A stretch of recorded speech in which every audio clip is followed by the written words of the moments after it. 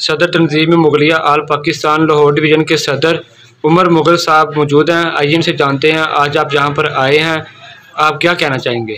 جی السلام علیکم سر۔ جی وعلیکم السلام۔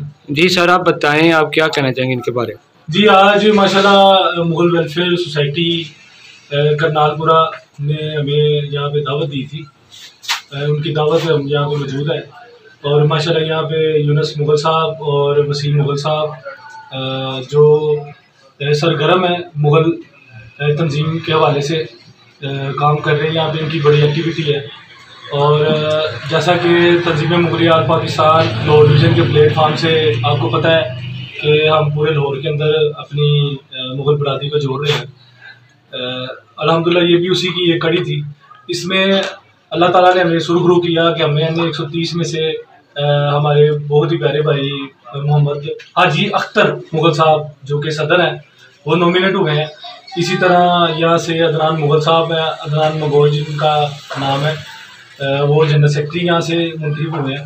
تو انشاءاللہ تعالیٰ اسی طرح ہم اپنی قوم قبیلے کے لیے اپنی جدوجہد کو جاری رکھیں گے اور اپنے قبیلے کے لیے جو بہتر ہو سکا وہ کریں گے انشاءاللہ۔ جی سر آپ یہ بتائیں فلسطین کے حوالے سے آپ کی جو مغل برادری ہے کیا کام کر رہی ہے؟ جی فلسطین کے حوالے سے سب سے پہلے تو ہمارا برادری سے ہٹ کے ان کے ساتھ ایک رشتہ ہے، وہ ہے انسانیت کا، مسلمان کا، بھائی چارے کا، جو میرے نبی حضرت محمد صلی اللہ علیہ وسلم نے فرما دیا کہ جو کلمہ گو ہے وہ آپ کا بھائی ہے۔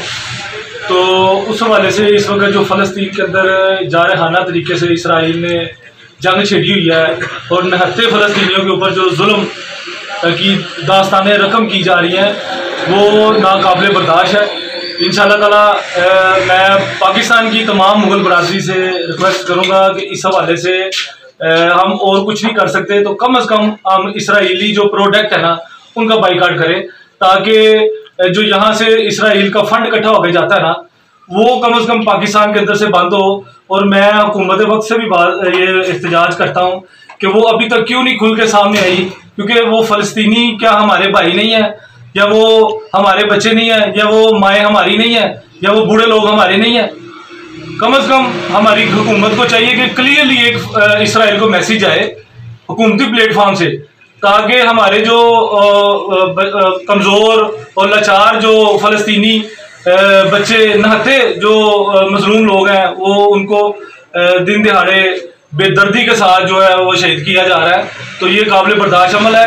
تو یہ نہ ہو کہ حکومت اگر اس کے حوالے سے کوئی میسیج نہیں دے گی کلیئرلی تو پھر پاکستانی قوم جو ہے نا وہ میدان میں اترے گی انشاءاللہ۔ جی ناظرین ہمارے ساتھ سینئر نائب صدر مغل ویلفیئر سوسائٹی کرنال پورہ کے صدر ہیں، آئیے سے جانتے ہیں ان کا کیا کہنا ہے۔ جی سر۔ جی سر آج کی میٹنگ کے حوالے سے آپ کیا پیغام دیں گے؟ بسم اللہ الرحمن الرحیم۔ میرے مغل پیارے بھائیوں دوستوں، ہم ایک جان ہونا چاہتے ہیں اور ایک جان رہنا چاہتے ہیں۔ جو اس برادری کو اس ملک نے کمیاں دی ہیں وہ انشاءاللہ ہم مل جل کر دور کرنا چاہتے ہیں اور مضبوط ایک قلعہ بننا چاہتے ہیں، اور انشاءاللہ بن کر دکھائیں گے، اپنی محنتیں جاری رکھیں گے۔ یہاں پہ آج ہم نے مرکزی صدر بشیر بیگ صاحب تنظیم مغلیہ آل پاکستان کو دعوت دی، عمر مغل صاحب ڈویژن لاہور صدر ان کو دعوت دی، اور اہل علاقہ سے چند احباب کو ہم نے دعوت دی۔ الحمدللہ یہاں پہ ایک خوشگوار ماحول میں اپنی میٹنگ ہم نے کی۔ اس میں NA 130 کے حلقہ وائز محمد یونس حاجی اختر مغل صاحب صدر اور عدنان منگول صاحب جنرل سیکرٹری نومینیٹ کیے گئے۔